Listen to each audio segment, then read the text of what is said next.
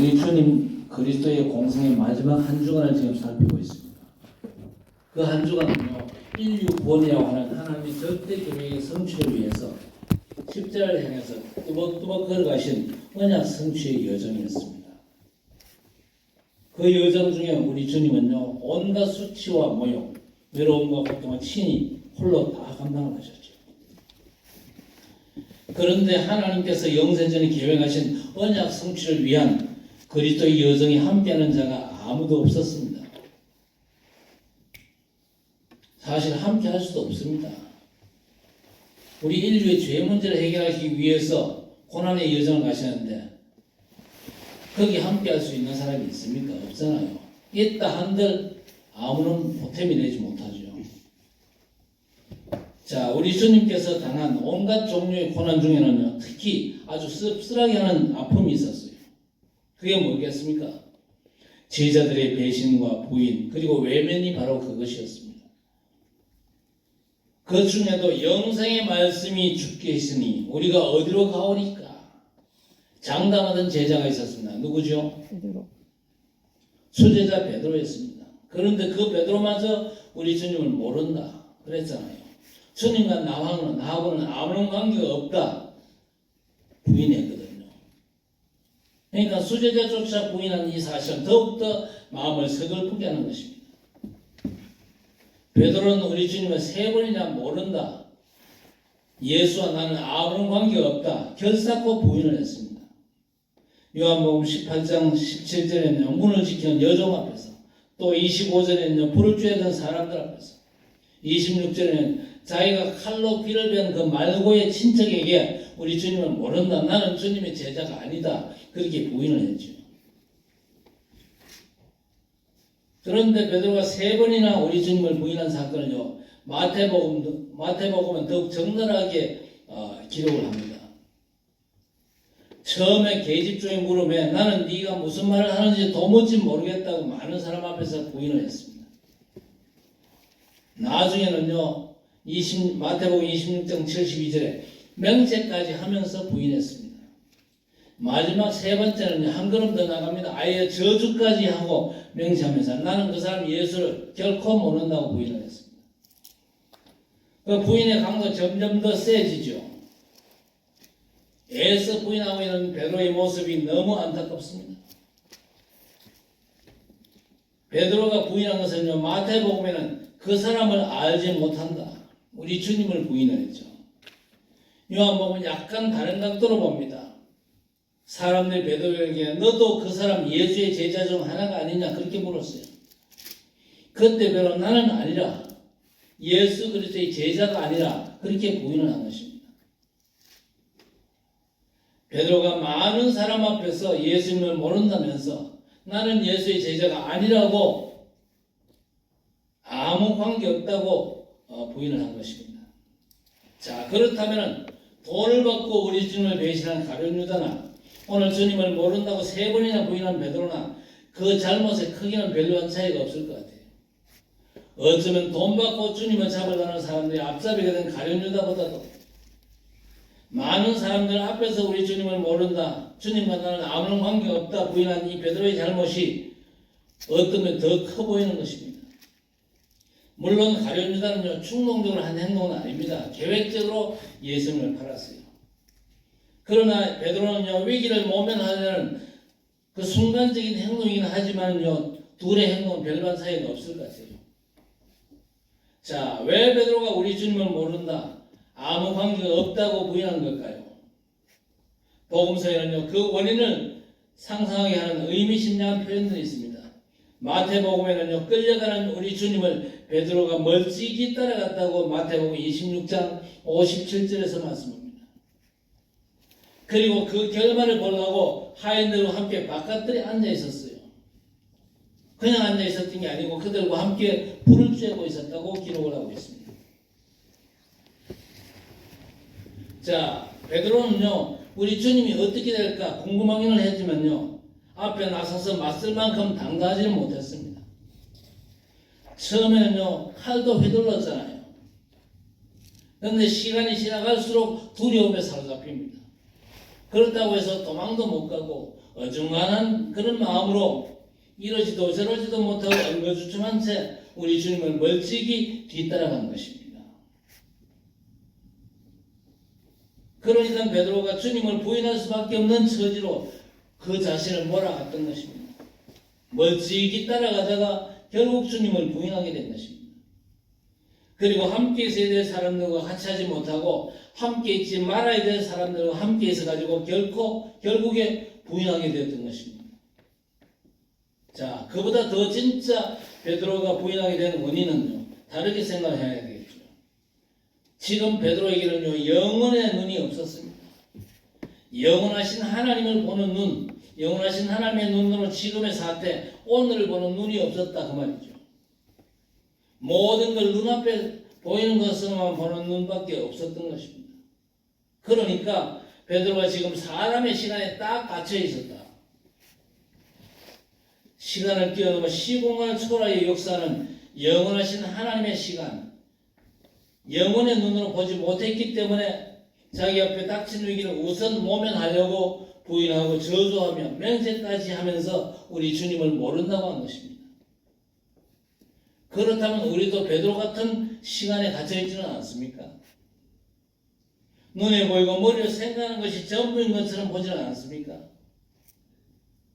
우리는요, 이거 아니면 저거, 그것도 아니면 제3의 다른 길만 찾는데 하나님은 우리와 다릅니다. 하나님의 수는요, 이것저것이 아니라 수도 없이 많습니다. 그래서 시편 40편 5절에 여호와 하나님이여 주께서 행하신 기적이 많고 우리를 향하신 주의 생각도 많아 누구도 주와 견줄 수가 없나이다. 내가 널리 알려 말하고자 하나 너무 많아 그 수를 셀 수도 없나이다 그랬습니다. 우리도 살다 보면요, 베드로처럼 다급한 상황에 얼마든지 부닥칠 수 있습니다.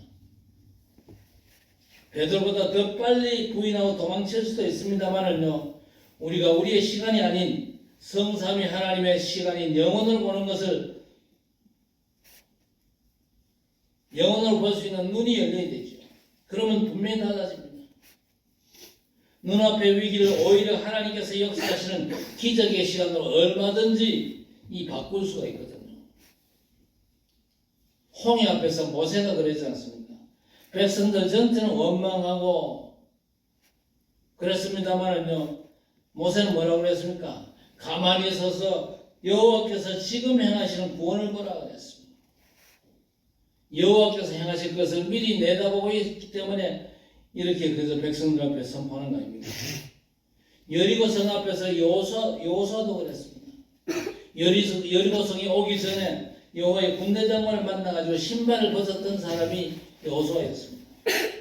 내가 이제 여호와의 종임을 인정을 하고 여호와께 정복 전쟁의 전략을 받아가지고 실천했던 사람이죠.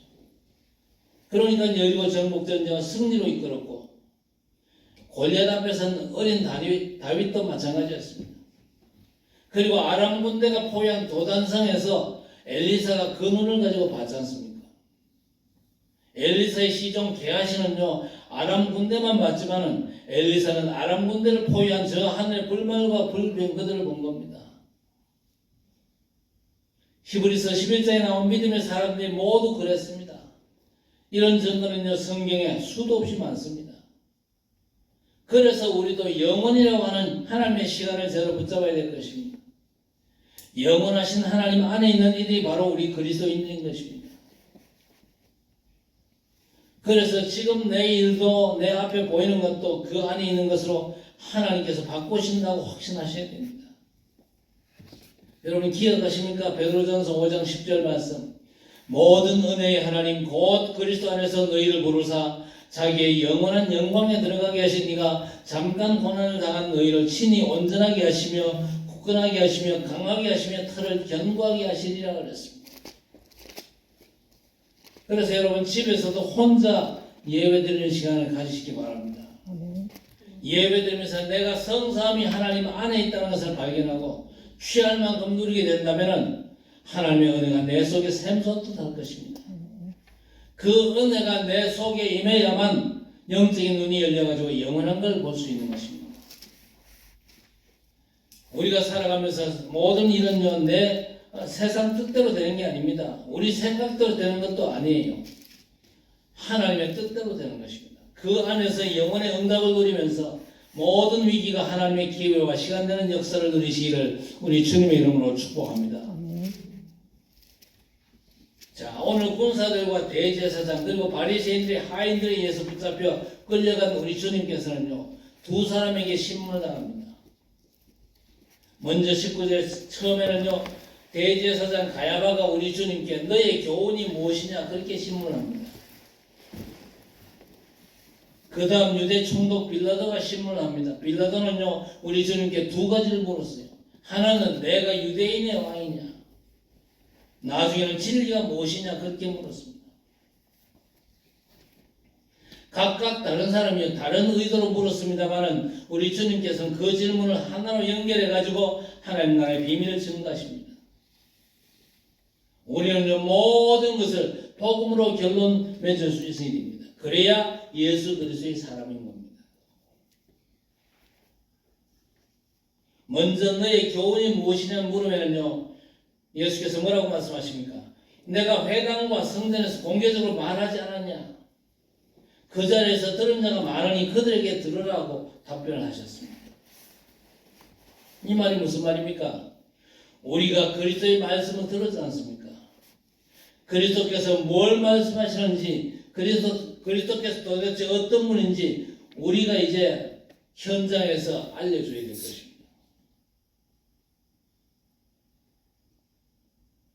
우리가 이제 현장에서 들은 바 말씀의 비밀을 선포해 줘야 될 것입니다. 그것이 우리에게 주신 증인의 사명입니다.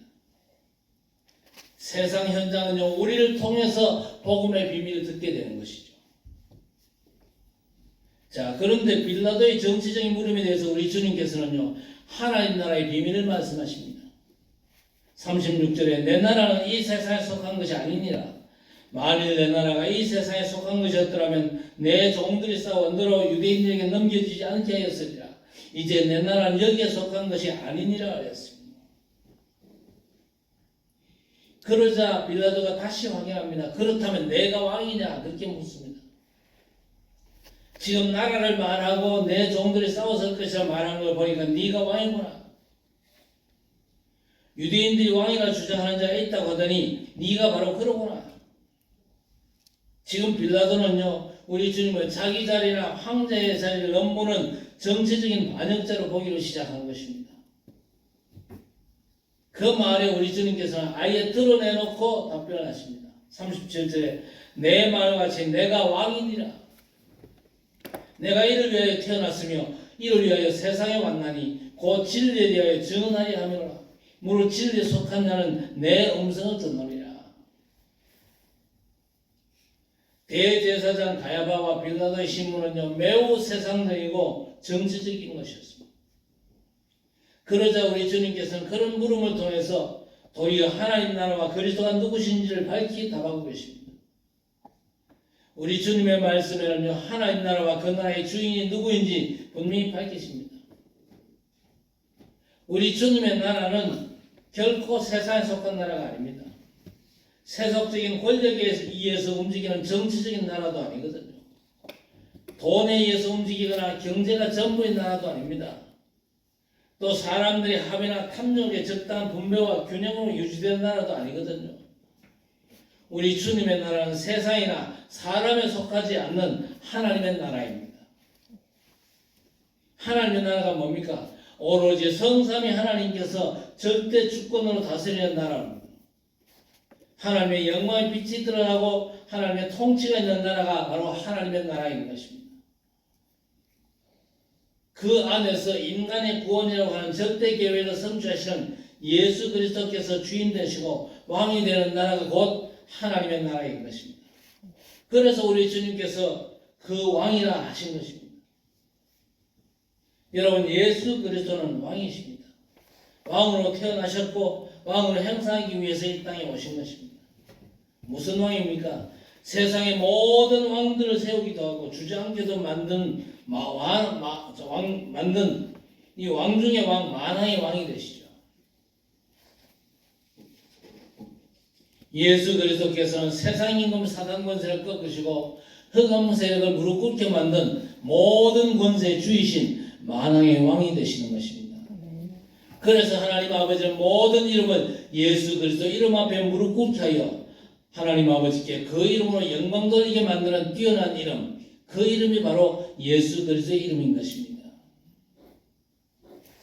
그렇다면 우리가 기도하는 하나님 나라의 일이 무엇이라 생각합니까? 예수 그리스도께서 왕으로 행사하는 나라가 하나님의 나라입니다. 세상 임금 사단이 무릎을 꿇고 흑암 세력 사단 마귀 귀신들이 시달리는 영적인 문제, 정신 문제, 저주 재앙이 반복되는 운명의 권세를 꺾는 왕이 바로 예수 그리스도이십니다. 그래서 아무리 외쳐도 지나치지 않는 말이 있는데 누구든지 주의 이름을 부르는 자는 구원을 얻으리라 하였습니다. 문제 해결받고 새로운 인생을 살고 싶습니까? 하나님 나라 백성으로 누리고 살고 싶습니까? 24시 주의 이름을 부르시기를 바랍니다.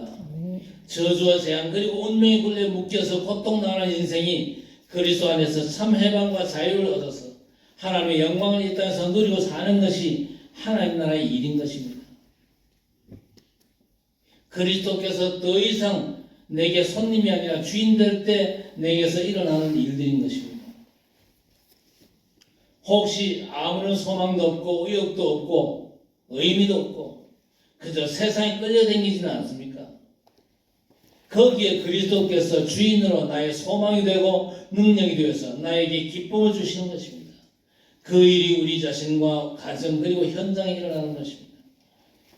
그래서 성삼위 하나님의 은혜에 감격하고 하나님께서 함께하는 영적 사실 때문에 마음이 설레고 그래서 우리를 통해 나타내실 하나님의 큰 역사를 미리 바라보니까 기쁘고 그래서 열정적인 전도자로 승리하는 줄 믿습니다. 자, 그런데 오늘 진리가 무엇이냐 묻는 이 빌라도에게 우리 주님께서 대답하지 않으셨습니다. 왜? 지금까지 말씀하셨거든요. 진리가 무엇인지 우리 주님께서 주신 말씀을 통해서 찾아야 될 것입니다. 그걸 모르고 지금 빌라도는요 자꾸만 질문하는데 진리가 무엇입니까? 우리 주님께서 진리에 대해서 틀림없이 증언하셨습니다. 내가 곧 길이요 진리요 생명이라고 그랬습니다. 주님께서 진리이십니다. 구원자로 이 땅에 오신 예수 그리스도 일을 감당하신 그분이 곧 진리가 되시는 것입니다. 그래서 사도 요한은요 1장 14절에서 말씀이 육신이 되어 우리 가운데 거하심에 우리가 그 영광을 보니 아버지의 독생자의 영광이요 은혜와 진리가 충만하더라 그랬습니다. 그리고 율법은 모세로 말미암아 주어진 것이지만 은혜와 진리는 그리스도로 말미암아 온 것이라 그랬습니다. 그리고 8장 32절에 이 진리가 우리를 자유롭게 한다고 하셨습니다. 그렇습니다. 진리이신 예수 그리스도께서 우리를 모든 얽매인 것에서 포로 자유하게 하시는 줄 믿습니다. 죄와 저주에 묶인 인생을 해방케 하시고 모든 문제를 해결하신 그리스도 안에서 자유함을 얻게 되는 줄 믿습니다. 사단이요 인생을 자기 노예로 삼으라고 사방에 파놓은 함정과 숨겨둔 덫과 올무 곧 죄와 운명과 온갖 우상에서 우리를 해방시키시는 분이 진리이신 그리스도이십니다. 진리 안에서 행복하시기를 주의 이름으로 축복합니다. 예수 그리스도가 진리뿐 아니라 예수님의 중보 기도 속에서 고백하셨습니다. 그들을 진리로 거룩하게 하옵소서. 아버지의 말씀은 진리니이다. 예수 그리스도께서 진리이듯이 하나님의 말씀이 곧 진리입니다. 진리되는 하나님의 말씀을 깨닫도록 성령을 보내주시죠. 그래서 성령을 진리의 성령이라고 했습니다. 진리의 성령께서 너희 가운데 오시면 너희를 진리 가운데로 인도하며 장래의 일도 알린다고 16장 13절에서 말씀했습니다. 그래서 우리는 성령을 지식으로 알라고 하면 안 됩니다. 하나님의 성령께서 성경을 깨닫게 하시는 것입니다. 깨달으면요 말씀이 우리 가운데 역사하기 때문에 그대로 능력이 되는 것입니다. 그 말씀의 능력은요 영혼만 살리는 게 결코 아니거든요. 우리의 뇌와 우리의 육신, 삶도 바꾸는 것이 말씀의 능력입니다. 그래서 말씀 들어가는 데마다 하나님 나라의 일이 일어나는 것입니다. 말씀이 역사하는 곳에는요 하나님의 역사가 틀림없이 일어나는 줄 믿으시기 바랍니다. 하나님의 이름이 나타나는 거기에 우리가 있는 것입니다. 그게 하나님의 나라고 전도와 선교입니다. 예수 그리스도께서 지금도 여전히 진리십니다. 그리스도의 말씀인 성경은 지금도 살아 성취되는 진리의 말씀인 것입니다. 이 말씀 붙잡고 혼자서도 얼마든지 예배드리면서 24 말씀의 성취를 구하는 기도가 내 삶이 된다면 하나님의 역사가 눈에 보이게 나타나죠. 그것이 뭡니까? 하나님의 25의 응답인 것입니다. 그렇게 나타나는 것은요 우리 인생의 영원한 작품이 됩니다. 그리고 기업이 되지요. 그리고 우리 후대들에게 물려주는 기념비적인 축복이 되는 줄 믿으시기 바랍니다. 오늘 주님께서는요 가룟 유다가 배신했습니다. 베드로가 부인하고 제자들이 다 도망쳤지만은요 우리 주님께서는요 함께 하시는 성삼위 하나님과 더불어 행복하셨습니다. 그래서 우리 주님은 모욕당하고 침뱉음 당하고 매 맞으면서까지 우리에게 하나님 나라의 비밀을 계속 알려주셨던 것입니다. 그 비밀은 지금도 믿는 자 속에 살아 역사하시는 줄 믿습니다. 그 말씀 붙잡고 완전 승리하는 우리 성도들 되시기를 우리 주님의 이름으로 간절히 축원합니다. 하나님 아버지, 배신이 판을 치는 상황에도 남들이 알지 못하는 진리 되신 그리스도의 비밀에 취하게 하시고 말씀에 집중함으로 각인뿌리 체질이 되게 하셔서 끝까지 그리스도의 제자로 승리케 하옵소서. 하나님의 영혼을 볼 수 있는 눈이 열려지게 하시고 진리 되신 그리스도로 담난 제자로서 답을 얻지 못해서 방황하는 인생을 살리는 전도자로 쓰임받게 해 주옵소서. 왕 되신 그리스도의 통치 아래서 하나님 나라의 비밀로 충만한 천국 백성이 되게 해 주옵소서.